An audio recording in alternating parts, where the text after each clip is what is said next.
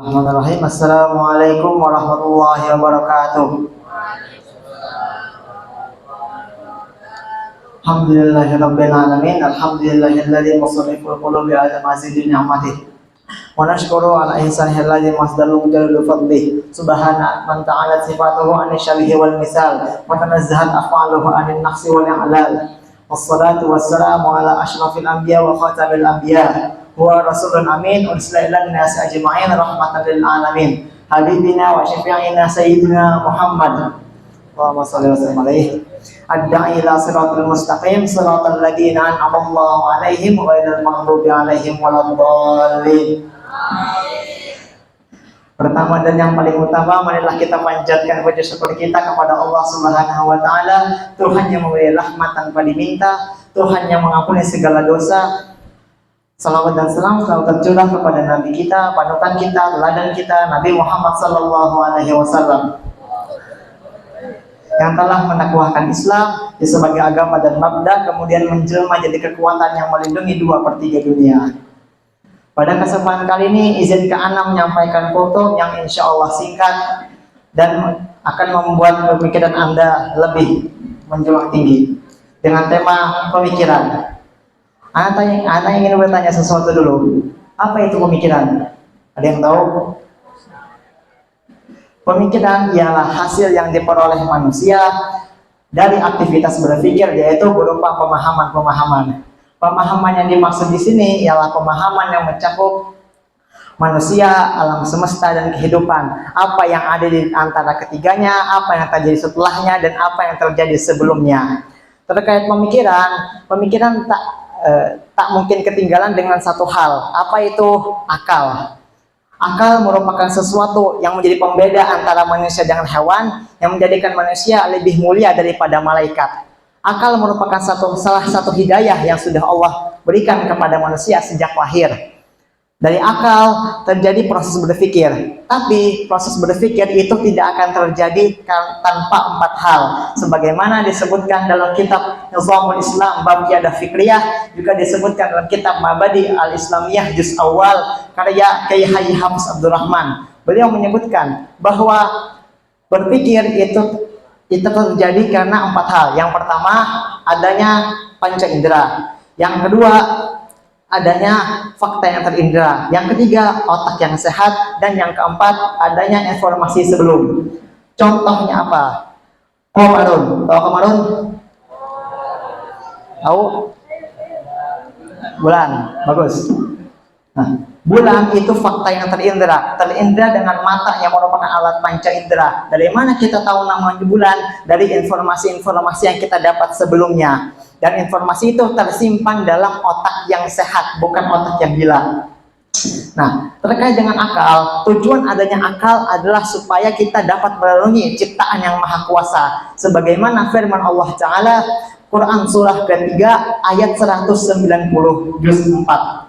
Bismillahirrahmanirrahim. Inna fi khalqis samawati wal ardi wa ikhtilafil laili wan nahari la ayatil liulil albab. Sungguhnya pada penciptaan langit dan bumi dan di pergantian malam dan siang terdapat tanda-tanda kekuasaannya bagi orang-orang yang berakal. Mengenai ayat ini, Al-Hafiz Ibnu Katsir menjelaskan bahwa yang dimaksud dengan orang-orang yang berakal, orang yang memiliki akal cerdas, mampu menangkap segala informasi, baik hakikat dan kenyataan, bukan orang yang tuli maupun bisu, yaitu orang mereka yang tidak berakal. Pertanyaannya, apa sih hubungan akal dengan pemikiran? Dari akal lah tersimpan berbagai informasi. Dari informasi itu memunculkan pemahaman, dan dengan pemahaman itulah terbentuklah pemikiran.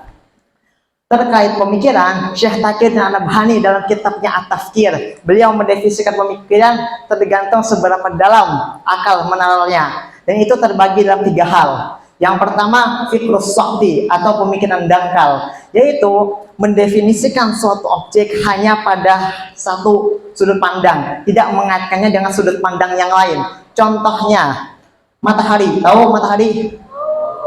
Orang awam mendefinisikan matahari itu sebagai bintang yang terbit dari timur, terbenam di barat.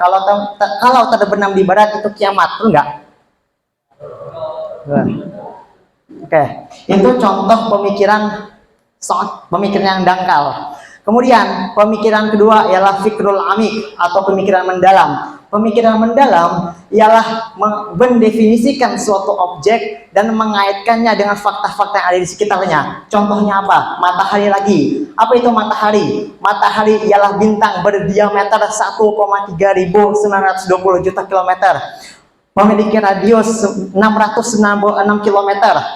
Kemudian memiliki massa 2 kali 1030 kilogram, setara dengan 330.000 kali massa bumi. Matahari yang merupakan bola plasma yang sebagian besar terdiri dari hidrogen dan helium, dan itu terjadi karena proses fusi. Apa itu proses fusi? Yaitu ketika dua atau lebih inti atom itu bersatu karena dipanaskan sebesar 100 sampai 150 derajat Celcius. Itu namanya fikrul amik. Fikrul amik itu terjadi setelah mengindra sesuatu secara berulang-ulang. Kemudian yang ketiga, ini yang sangat ditekankan dalam Islam, yaitu fikrul mustanir. Fikrul mustanir ialah pemikiran mendalam itu sendiri, tapi dengan fikrul mustanir dia dapat mencapai pada kesimpulan yang benar. Contohnya apa? Matahari lagi. Matahari tak akan ada dengan sendirinya. Reaksi fusi itu tidak akan terjadi dengan sendirinya. Karena dalam ilmu matematika ada namanya ilmu logika, hukum sebab akibat. Maka pasti ada yang menciptakannya matahari, pasti ada yang membuat reaksi fusi itu sendiri. Dan proses itu pasti yang membuatnya ialah yang maha kuasa. Inilah yang ditekankan oleh Islam. Karena Islam menekankan penggunaan akal dalam meyakini akidah. Meyakini akidah harus diyakini dengan dua hal, yaitu dalil akli dan dalil nakli. Ini juga yang menjadi masalah bagi umat Islam saat ini. Kenapa? Kebanyakan umat Islam meyakini akidah hanya sebatas dalil nakli, tidak sebatas dalil akli. Dan itu sebabnya Syekh Taqiyuddin An-Nabhani dalam kitabnya Nizamul Islam bab Thariqul Iman, beliau menjelaskan kunci kebangkitan manusia khususnya umat Islam yaitu bangkitnya pemikiran. Lantas bagaimana memunculkan pemikiran yang cemerlang? Dua caranya. Ada berapa tadi? Wah, yang pertama mentadaburi Al-Quran. Dengan mentadaburi Al-Quran kita dapat menemukan pelajaran-pelajaran yang tersembunyi dalam Al-Quran. Dan pasti sudah dimudahkan kita untuk menggapai pembelajaran yang ada dalam Al-Quran tersebut.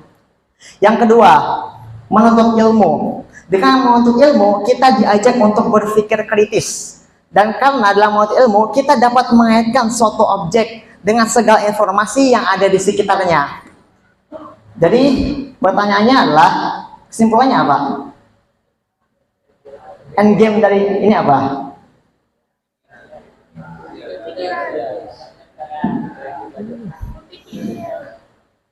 Kita sudah diberikan akal. Dengan akal itu kita dapat merenungi segala ciptaan yang maha kuasa yang tentunya serba cacat, kurang.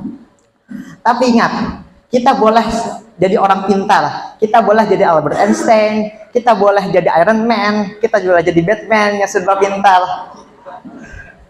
Tapi jangan sampai kepintaran itu yang mengutuk kita, yang membuat kita jadi sengsara. Alam menunjukkan bahwa ia tidak sempurna, menandakan bahwa ia hanya tunduk pada sebuah kesempurnaan. Akal tidak dituntut untuk mengetahui segalanya, tapi akal dituntut untuk mengakui yang punya segalanya. Dia sempurna, dia esa, dia tak terhingga. Siapakah ia? Qul huwallahu ahad, Allahus samad, lam yalid wa lam yulad wa lam yakul lahu kufuwan ahad.